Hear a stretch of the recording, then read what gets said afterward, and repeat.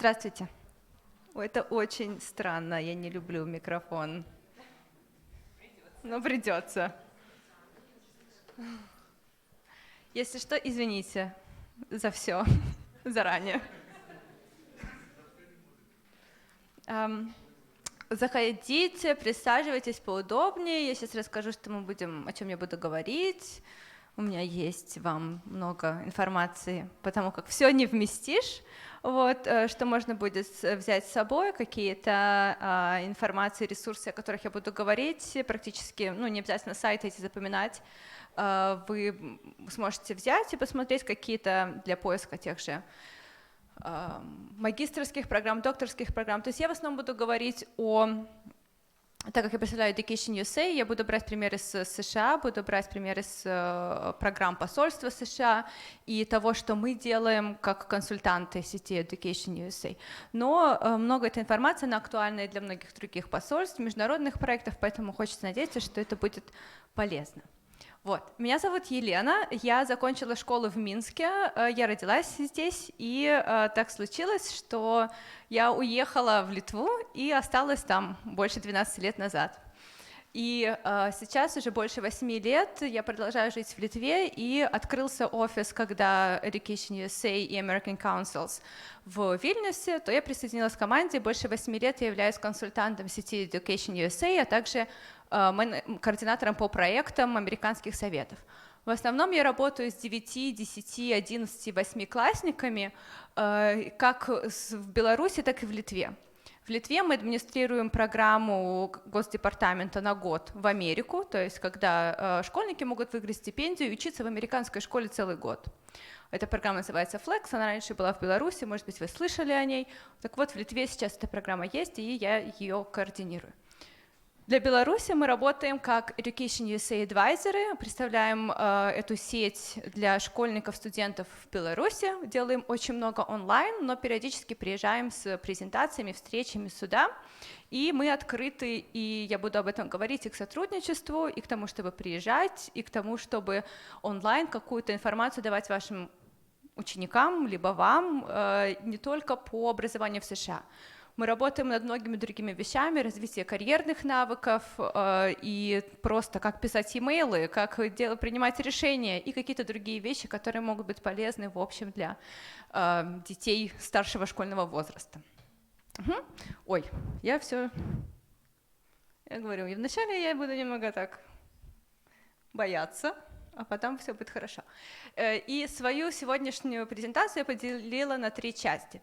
Во-первых, я расскажу вам, что такое Education USA, чтобы вы могли понимать, чем мы можем быть вам полезны, да? Так как сегодня всю информацию не рассказать, но в будущем хочется надеяться, что мы сможем пригодиться как вам лично, так и, может быть, вашим ученикам.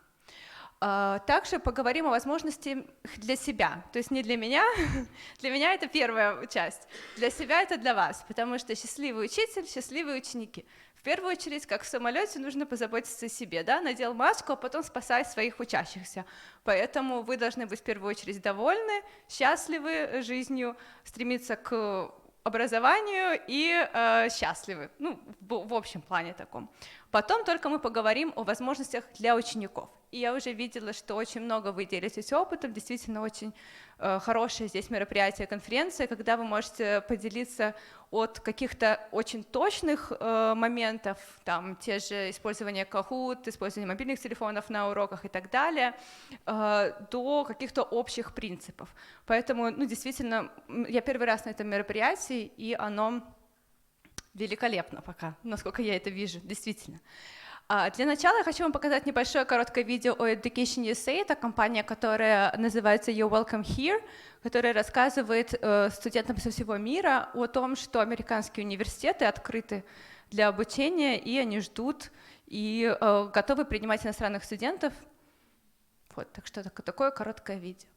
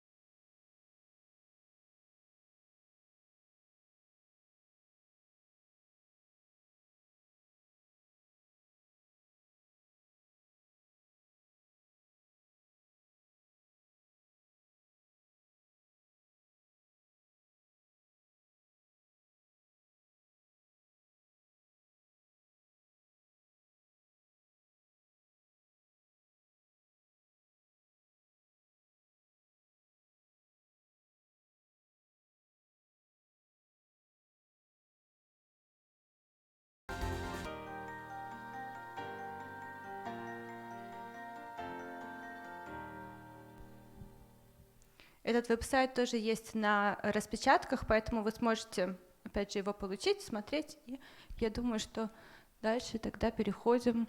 Я уйду на другую сторону, потому что мне здесь удобнее махать руками. Вот. Education USA. Education USA — это официальный источник информации о высшем образовании в США. То есть это программа, это сеть, это программа, которая курируется напрямую Госдепартаментом, и она создана для того, чтобы рассказывать людям по всему миру, как и что можно изучать в США. Мы не являемся коммерческими агентами, мы не берем деньги за свои услуги, мы также, естественно, у нас не настолько индивидуальный подход, как у каких-нибудь коммерческих лиц, которым придет студент и не скажет: окей, я тебя устрою в университет, я тебе гарантирую. Мы не можем такого гарантировать, но то, что мы можем сделать, это помочь разобраться в самой системе. Мы хотим, чтобы ученик, либо студент, который выбирает магистерскую, докторскую программу, обладал знаниями, которые бы помогли ему сделать свой осознанный выбор. И тем самым выбрать тот университет, либо программу, которая подходит им больше всего. Education USA есть практически во всех странах мира. Это 178 стран, где есть адвайзеры, это более 400 центров. И, опять же, наши услуги бесплатные. Мы напрямую работаем не только с людьми, которые находятся в стране, которую мы представляем, но и с американскими университетами. Допустим, если американский вуз получает документы, и у него возникает вопрос: действительно ли это аттестат? Этот документ реально выдан в вашей стране, они могут нам прислать этот документ, и мы можем сказать: да, это диплом из Гродненского университета, или это аттестат из школы, это перевод, который был заверен там нотариально, и объяснить ситуацию. То есть мы также помогаем американским университетам понять систему образования в стране. Вот. Наш центр сам находится в Вильнюсе, и мы часто приезжаем сюда, в Минск, с лекциями, и у нас недостаточно, не очень большая команда, у нас всего 3 адвайзера, это я и 2 моих коллег, Виктор и Кевин, и вот наши основные направления работы. Во-первых, у нас есть групповые программы. CCC — это Competitive College Club, это программа, которую я напрямую администрирую, она создана для старшеклассников, 9-10 класс, для тех ребят, которые нацелены на то, чтобы поступать в вузы США. Они присоединяются к программе за 2-1,5 года до начала обучения, то есть, допустим, в феврале, либо сейчас осенью, и мы с ними начинаем работать через серию лекций, заданий над тем, чтобы помочь им и сделать свой выбор, и подготовить документы, и в итоге подаваться на поступление в США. Естественно, когда они продолжают учиться в обычной школе, и мы напоминаем им об этом, что им нужно ставить в приоритет свое образование, так как средний балл, оценки и знания — это один из самых основных критериев при поступлении в вуз. У нас есть также программа для тех, кто поступает на магистерские и докторские программы. Если вам интересна эта опция, то свяжитесь с нами сейчас. Недавно была набрана новая группа, и если вы планируете не этой осенью, но, может быть, в будущем, через 2-3 года поступать на магистерские и докторские программы, то вы можете тоже к нам обращаться, так как процесс нужно планировать достаточно заранее. И программа Opportunity, которая помогает понизить расходы на сам процесс поступления, допустим, покрыть сдачу теста TOEFL, либо сдачу теста GRE или SAT. Если студент показывает, что у него нет денег, но он перспективный студент, который может поступить в университет и получить там хороший финансовый пакет. Кроме того, мы проводим групповые презентации, индивидуальные консультации, как онлайн, так и офлайн. И это не только образование в США, я уже начала об этом говорить, это и саморазвитие. Допустим, у нас есть серия лекций по написанию CV, резюме, интервью, прохождение, как делать презентации и так далее. И для школьников тоже другие темы. Мы также проводим консультации онлайн в удобное время, что позволяет нам достаточно быстро реагировать и общаться неважно с тем, где вы находитесь. Что тоже мы понимаем, что к нам обращаются люди не только из Минска, не всегда нам получается доехать до какого-нибудь города в Беларуси, но онлайн мы всегда доступны. И у нас есть рассылка новостей, и также мы распространяем информацию в социальных сетях. Об этом тоже я вам дам контакты, вы сможете подписаться, либо с нами там связываться. И также напрямую мы работаем с представителями университетов США. Это пока не очень веселая информация, я понимаю. Но это то, чем мы занимаемся. И вот здесь несколько фотографий уже есть, и чуть-чуть становится веселее, да? Верхняя фотография — это мы с Кевином во время школьного как раз-таки проекта. Есть программа Access, я не знаю, знаете вы о ней или нет. Это программа для тех, обычно это несколько групп, сейчас Баранович и Борисов, где учитель работает с группой старшеклассников над улучшением английского языка и других навыков. То есть такие интенсивная программа, которая курируется напрямую через посольство США. В рамках этой программы вместе мы делали проект, когда мы приходили к старшеклассникам и проводили им тоже серию лекций. Когда мы приходили, мы понимали, что там ученики 8, 9, 10 классов, и не всем интересно поступать в США. И мы придем и будем рассказывать то, что им не интересно. Поэтому наши темы, которые мы говорили, мы начали с того, что мы учили их писать e-mail. Мы пришли и сказали, что, знаете, где бы вы ни были, поступаете вы в университет, либо подаетесь на проект, если ваш e-mail goblin78@mail.ru, то у вас не очень много шансов. Вот. И учили их понимать, что такое CC, что такое BCC, когда нужно открытую копию отвечать, когда закрытую копию отвечать. И всякие даже такие нюансы мы проходили с ними, как строится структура e-mail и так далее. Мы также говорили о социальных сетях, потому как, опять же, очень много тем уже здесь я видела, обсуждалось.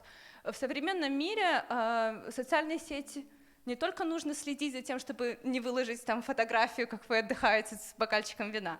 Вот. За мной постоянно следят 15-летние, 14-летние ученики, и мне становится иногда страшно. Вот, я не хочу держать, я хочу махать руками, вот, потому что я люблю их там сходить в спортзал, я хочу посидеть с друзьями, но периодически ты не можешь постить такой контент, понимая, что твои ученики за тобой следят фактически. Но в современном мире этого недостаточно просто фильтровать. Нужно иметь социальную сеть, и нужно иметь хорошее лицо. У вас должен быть профайл, в котором будет понятно, кто вы. И об этом мы говорили с ребятами во время одной из сессий, когда мы проходили о том, что если университет, а такое бывает, заходит на ваш профиль Facebook, он должен понять, кто вы. И есть много случаев, когда при поступлении в тот же университет они могли поменять мнение, допустим, прочитав заявку, у университета были вопросы. Они заходят на Facebook и видят, окей, этот человек участвовал в каком-то волонтерском проекте, либо он выиграл приз, или там она вот играет на концерте. И чисто из этой информации они могли дать дополнительные баллы и принять решение о том, чтобы принимать человека. Такое тоже возможно. Поэтому нужно уметь себя представлять, и мы очень много внимания уделяли этому, когда работали вот с 8, 9, 10 классами. Также вы видите в Амагуру, мы часто тоже проводим встречи. Вот здесь как раз-таки встреча одной из наших когорт. Это интенсивная группа, которая работает 1,5 года, год. Периодически люди меняются, но мы стараемся так вот работать вместе. Некоторые лекции появляются в социальных сетях, открыты для всех, поэтому если вы видите, ученики видят, они могут регистрироваться, приходить и узнавать. Допустим, в следующую пятницу я буду здесь в Амагуру проводить встречу по Researching Your Options, потому как выбирать вузы, какие есть виды вузов, чем отличается private от public и как делать свой выбор. Вот. И также мои коллеги вот здесь, вот, кстати, вот это Виктор, вот это Кевин, вот это ректор Витебского университета, это наш коллега из Витебского университета.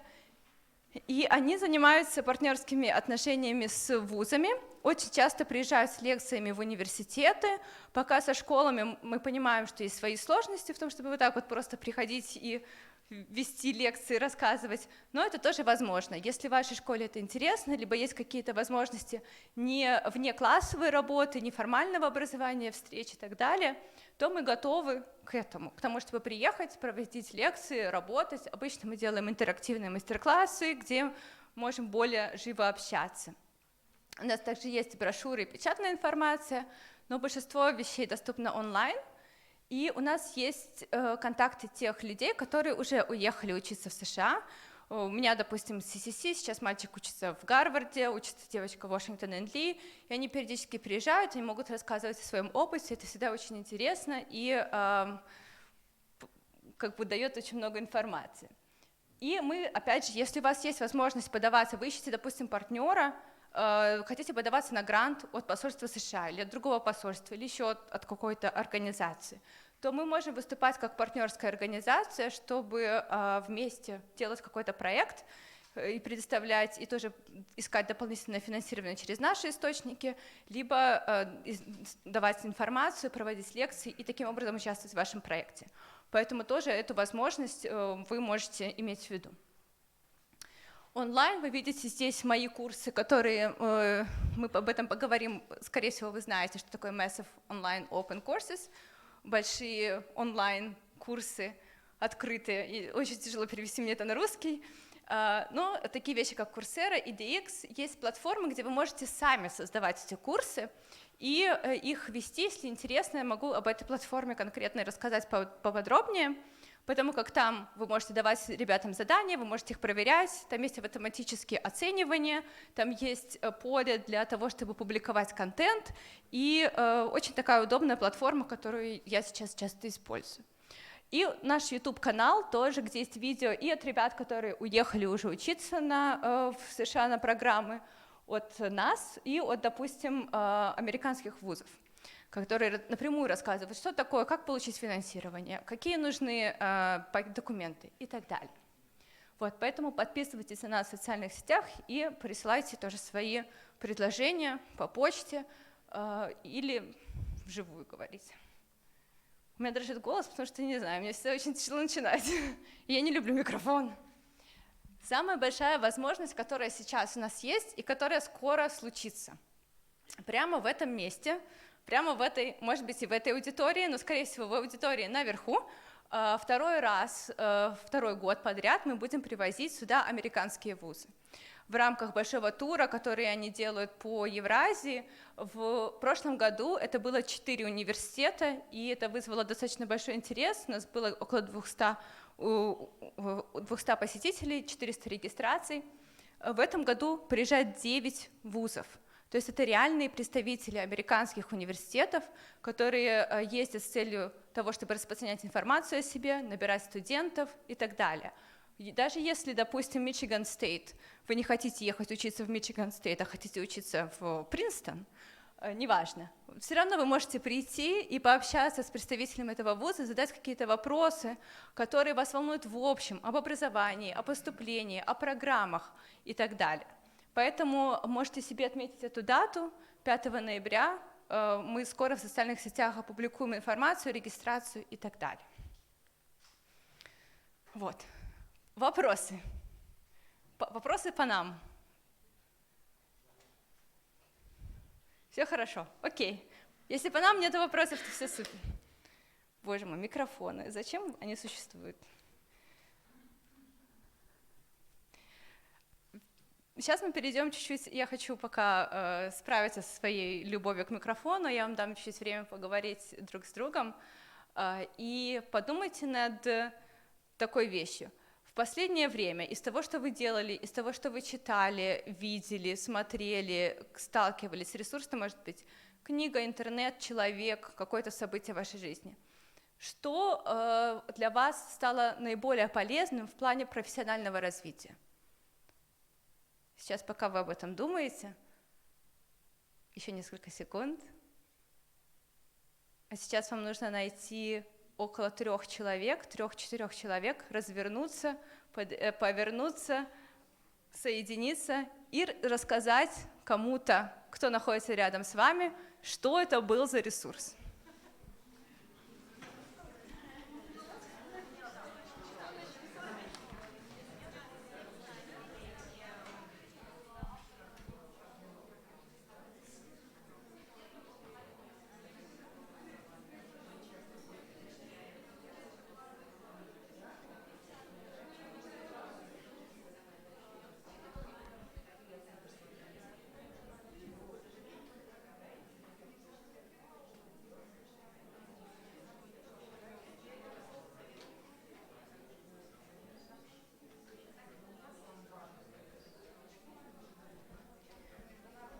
вас около 30 секунд, поэтому убедитесь, что кто-нибудь еще вам рассказал о ресурсе.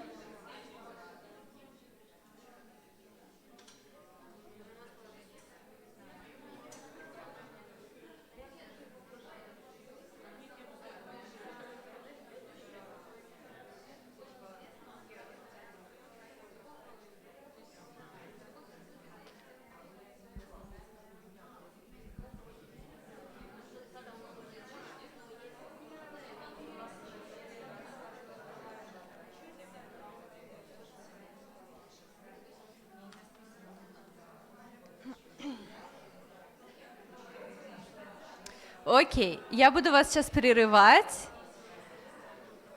Кто-нибудь хочет поделиться ресурсом, который их удивил? Что-то, что они новое услышали? Что-то, что вас удивило? Вы еще в обсуждении, я поняла. Так, по чуть-чуть возвращаемся.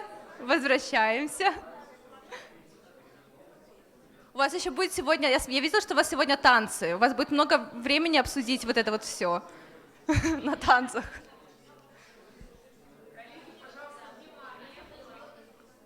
Окей. Все, закончили обсуждение, обменялись контактами и потом продолжить. Какую-нибудь одну парочку идей, что-нибудь, что вас удивило? Да. Ага.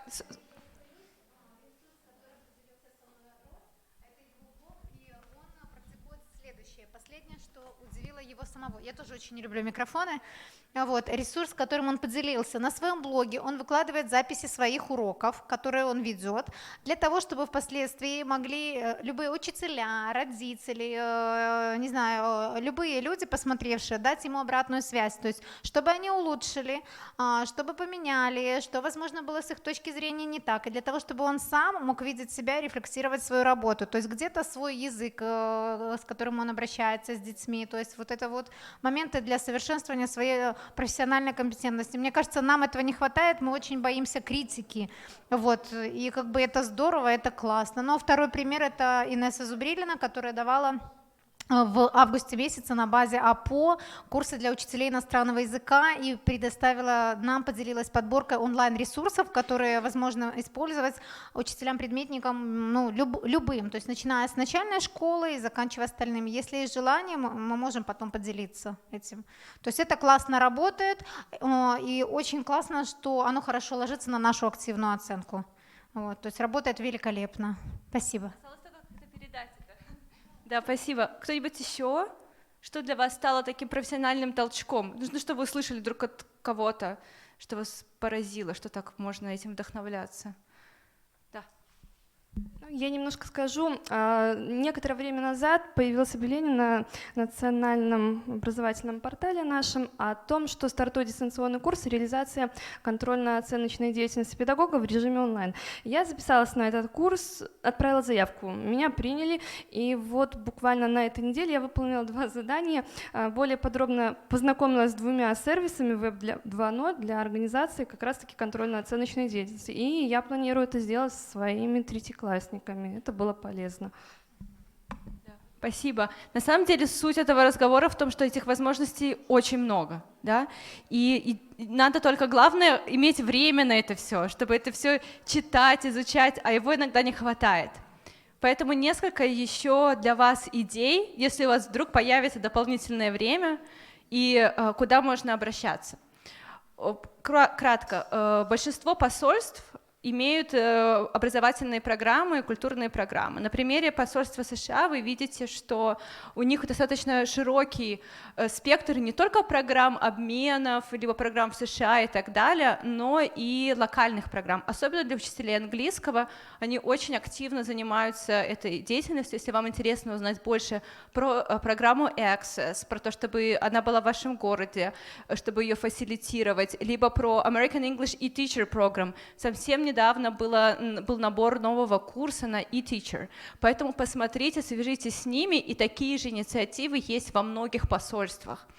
Конечно, тут это больше связано с теми, кто работает, может быть, с языковыми какими-то программами, но бывают и для преподавателей других предметов тоже возможности, особенно это какие-то поддержки малых грантов, поддержки проектов и так далее. Так что не обязательно вам быть учителем английского, чтобы работать вместе с посольством США. На чем я хотела остановиться, это то, чем мы и занимаемся, это если вы вдруг решите получать дальше образование и заинтересуетесь учиться в дальнейшем на магистерских либо докторских программах. Программ в области, естественно, самая основная вещь, то, что в США вы можете переходить на магистерскую и докторскую программу вне зависимости от того, какую бакалаврскую программу вы закончили, в большинстве своих случаев, кроме каких-то профессиональных программ. Допустим, Master in Education — это профессиональная программа. Туда, чтобы поступить, нужно будет продемонстрировать ваш профессиональный опыт и то, что вы на самом деле являетесь преподавателем, и предоставить портфолио, предоставить резюме. Вам недостаточно просто бакалаврского образования. Но есть программы, и вы видите здесь, что основные степени, уже по степени вы можете понять, какой характер будет нести программа. Есть магистерские, есть докторские программы. Вы можете поступать на докторскую программу после бакалавратуры. Многие докторские программы содержат в себе магистерский уровень обучения. Таким образом, несколько лет вы учитесь по схеме как магистр, то есть могут быть какие-то классные занятия и какие-то курсы, которые вы набираете, а потом работаете как исследователь, пишете диссертацию, занимаетесь своей докторской диссертацией и научной деятельностью. Основные термины, которые вы можете встречать, это Master of Arts, Master of Science, это может быть Master of Arts in Education, Master of Science in Education. Это чаще всего академические программы, которые имеют такой более исследовательский, неприкладной характер. Но их тоже огромное разнообразие. В этом самая основная сложность американского образования. В Америке более 4500 университетов и огромное количество программ. Для вас я оставила здесь несколько сайтов, где именно организации, которые занимаются аккредитацией программ по образованию. Там вы можете посмотреть, если программа, которая предлагается в университете, действительно соответствует стандартам. И это поможет сузить уже какой-то список программ. Но если вы поступаете на graduate, на мастер или доктор, то вы поступаете не в вуз, вы поступаете на программу. И ее нужно ее достаточно сложно определить иногда. Плюс образование в том, что эти степени очень специфичны. Как вы видите сбоку, это я открыла буквально чуть ли не первый университет, Fordham University. У них есть Graduate School of Education. Во многих университетах, в больших университетах есть специализированные школы, которые будут предоставлять более узкое образование. И вы видите, что вы можете, программы, на которые вы пойдете учиться, вы не пойдете просто на Master in Teaching или Master of Education. Вы пойдете, допустим, Bilingual Special Education, и это будет ваша программа. Либо Childhood Education, это более такая широкая программа. Childhood Education, Childhood Special Education, да, для детей с какими-то ограниченными возможностями, как подходить, как обучать таких детей. И либо bilingual education, это опять же топ, у них там очень-очень много других. И опять же здесь, если у вас достаточно хороший язык, и вы можете над этим начинать работать в любом возрасте, при желании сможете его подтянуть, неважно, какой предмет вы преподаете. Есть и программы для учителей, которые преподают науку, математику, географические науки и так далее. Есть и много других программ. Поэтому здесь очень сложно, но можно начинать с этого поиска. Программ очень много, и немножко советов о том, как их искать, я вам дам. Курсов тоже очень много. Если вы идете изучать образование в США, то это не включает в себя только образование и быть учителем, и давать информацию, стоять перед ребятами в классе. Это очень много других аспектов. Это educational leadership, как быть директором, как быть руководителем, как управлять образованием, процессами в школе. это может быть и теория в общем институтов, это может быть философия образования, либо психология обучения, как человек учится и так далее. Специфики очень много, и поэтому здесь можно посмотреть, поискать, и опять же, если вы находите какую-то программу, то обязательно посмотрите, какие курсы в эту программу входят. По тому, какие курсы входят в состав, вы сможете понять, интересно вам будет там учиться или нет. Выбор программы – это самое сложное, самый долгий этап. Поэтому даже если вы не собираетесь учиться сейчас, вы можете уже начинать в будущем. Можете просматривать какие-то возможности. Опять же, это только для Америки, но, может быть, вы захотите профессионально развиться, поступить на какое-нибудь образование, получить в Европе или там, в России и так далее. В любом случае, лучше начинать заранее, так как дедлайны подачи документов достаточно рано наступают, плюс вам нужно разобраться в системе, вам нужно понять, чего вы хотите, и потом уже какие возможности существуют. Сам процесс поступления, обычно, если это не специализированная программа, как Masters in Education, а если это MA, MS, Master of Arts, Master of Science, то требований меньше. Если это Masters in Education, то обычно публикации, портфолио, ваше резюме, опыт работы будут требоваться. Стандартный пакет документов – это анкета, это тесты, вам нужно продемонстрировать знание английского языка, TOEFL или IELTS, GRE, тоже стандартный экзамен для магистерских программ, письмо мотивации, рекомендации, финансовые формы и так далее. Следующий шаг – это поиск финансирования. На магистерские и докторские программы в этом плане поступить легче, чем на бакалаврские, так как достаточно много вариантов получить финансирование от самого вуза. В Беларуси нету поддержек в стране тех, кто едет учиться в США. Поэтому вы должны смотреть на поддержку от самого вуза. Очень хорошие варианты – это различные assistantships. Assistantship может быть teaching assistantship, может быть research assistantship или administrative assistantship. Teaching assistantship значит, что когда вы учитесь в университете, вы еще и преподаете. Таким образом, вы как бы отрабатываете и получаете за это деньги и финансовую помощь. Это и хорошая практика, и возможность сэкономить. Вы также можете работать в администрации, либо заниматься исследованиями. В США большинство открытий и исследований проходят на базе университетов, поэтому магистерские и докторские программы действительно имеют очень такое сильное содержание. Потом вы просто подаетесь на визу и готовитесь к отъезду. Очень просто, элементарно, да? Поэтому несколько советов. Начинать нужно заранее, где-то за 1-2 года до начала обучения. Смотреть на сайты отдельных программ. Если вам встречаются рейтинги, допустим, топ-10 американских вузов для тех, кто хочет учиться в менеджменте образования, то вы можете использовать этот рейтинг как отправная точка. Но все равно нужно просматривать индивидуальные сайты каждого университета. Отличный способ найти, особенно PhD, где вам учить, это найти профессора, который занимается исследованиями в той сфере, которая интересна вам. Это может быть bilingual education, да, обучение ребят, которые изначально на 2 языках работают и думают, и так далее. Практикуйте английский и смотрите, опять же, программы. Здесь вы видите просто как пример, есть PhD и Education Doctor, это разные будут программы. Поэтому вот чем мы занимаемся в Education USA. Мы пытаемся помочь вам разобраться, в чем разница вот здесь, вот в этих терминах. И разные карьеры, если вы уходите больше хотите быть профессором, писать книги, то вам больше подойдет PhD. Если вы хотите быть деканом, если вы хотите быть руководителем, если вы хотите работать в университете президентом и более такой иметь практический навык, то это больше будет Education Doctor. И есть много еще других нюансов, я уже перейду дальше. Я думала, что у нас много времени, что-то как-то время идет быстро, да. Поэтому вопрос вот этот будет. Я просто недавно тут вышел в Форт Боярд новый, я надеюсь, вы знали этого человека.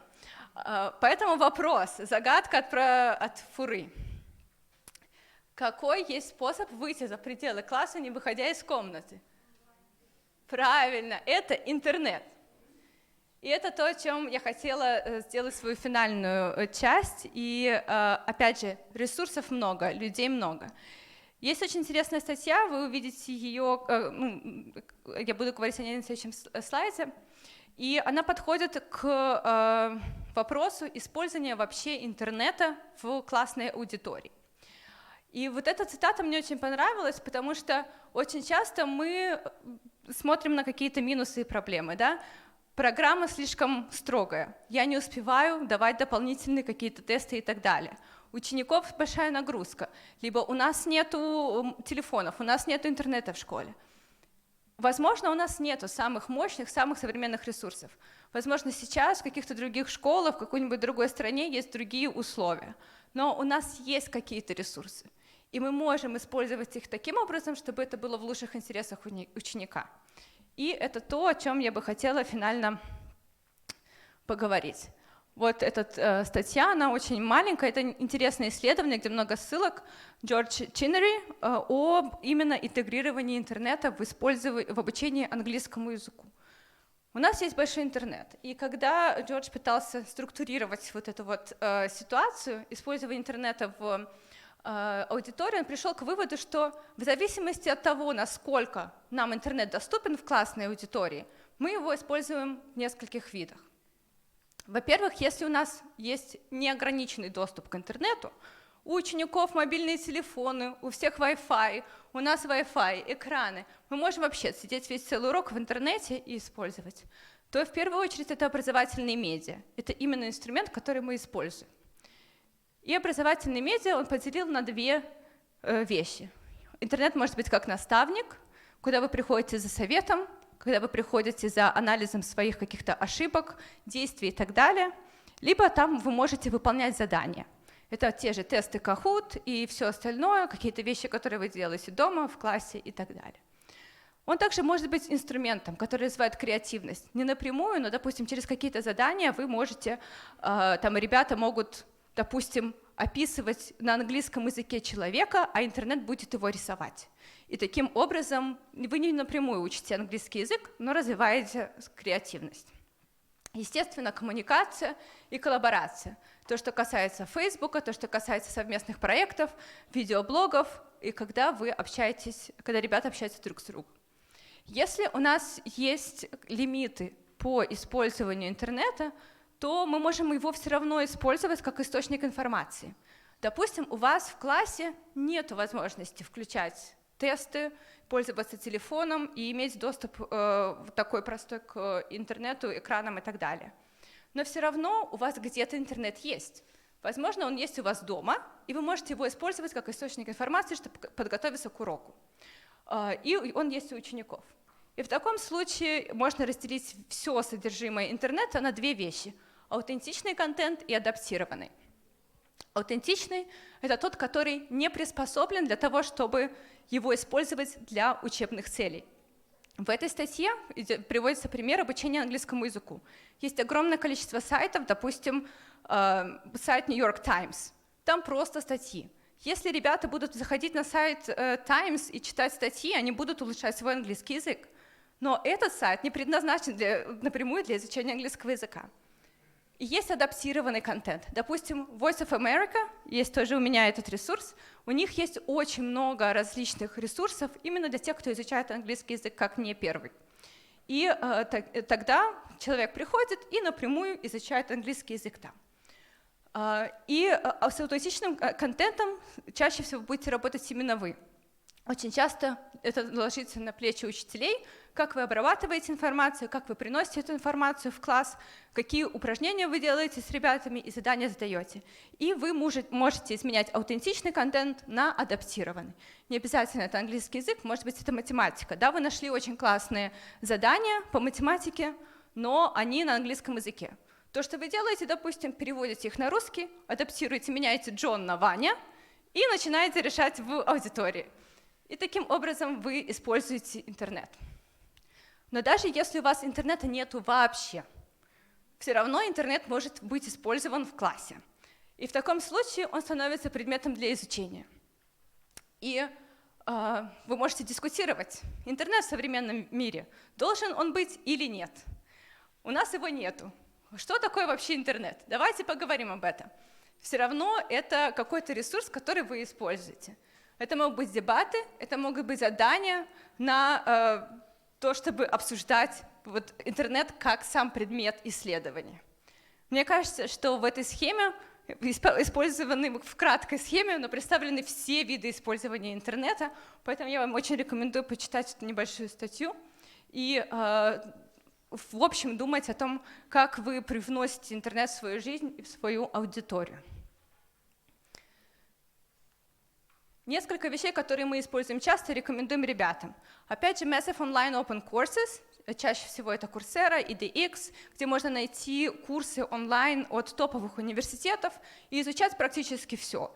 Математика, биология, психология и даже физкультура. Я сегодня пересматривала, там есть курсы по йоге и по всем другим вещам.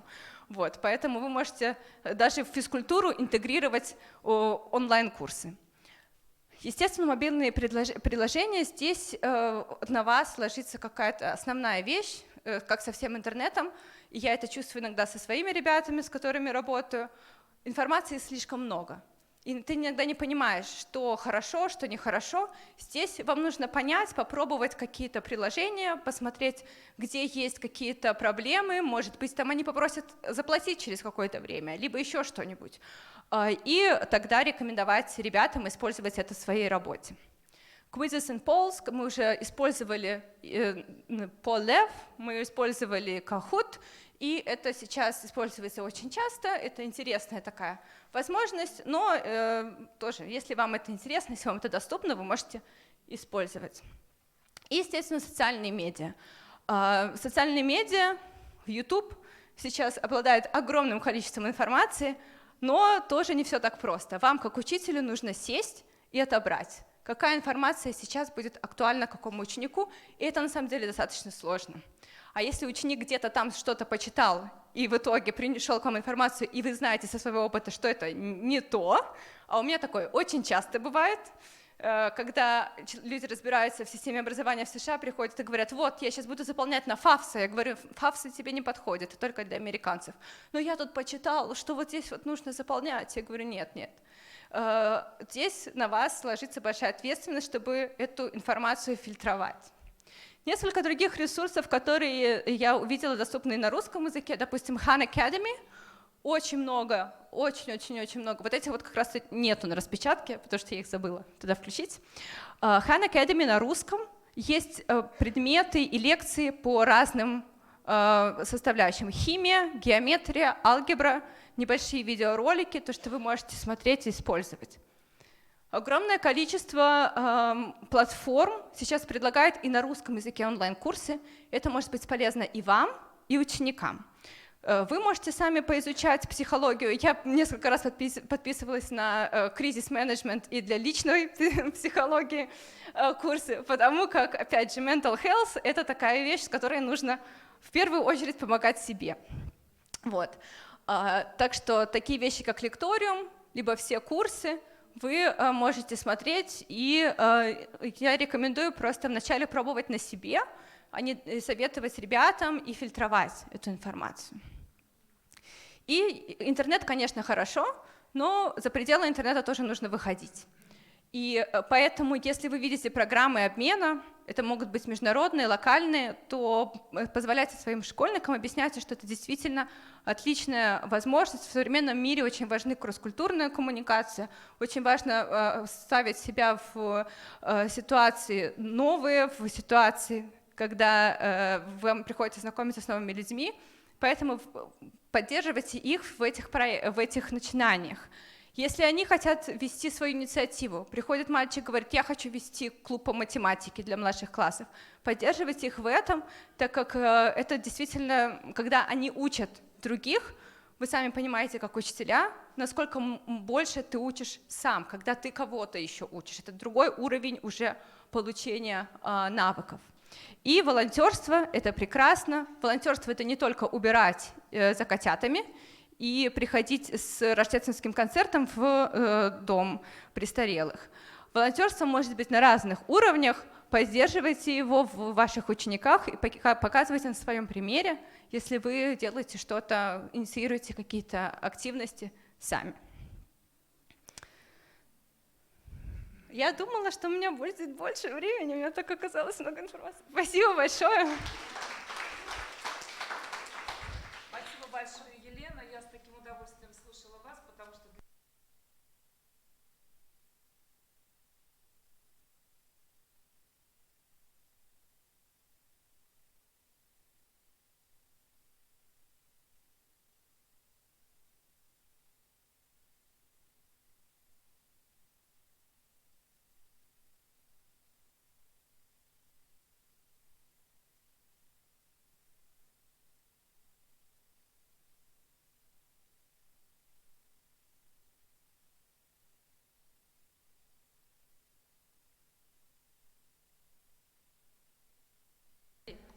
Подходите, у меня есть раздатки, я ставлю организаторам, может быть, положу просто сзади, и есть наши контакты тоже в социальных сетях. Нас всего 3, но мы надеемся, что не все из вас пригласят нас к себе в ближайшее время, но какое-то количество коопераций мы с удовольствием поддержим и побрейнстормим, приедем, либо сделаем онлайн, мы открыты к инициативам, и поэтому... Удачи вам, спасибо большое за то, что вы делаете, и за то, что вы посещаете такие мероприятия, как это. Первый шаг к личному росту.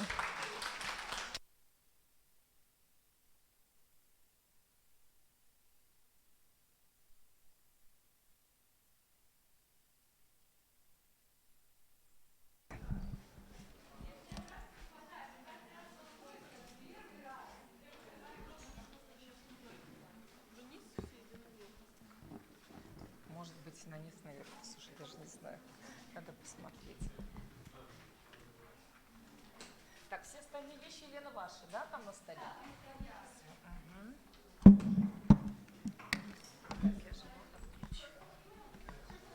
Раз. Два.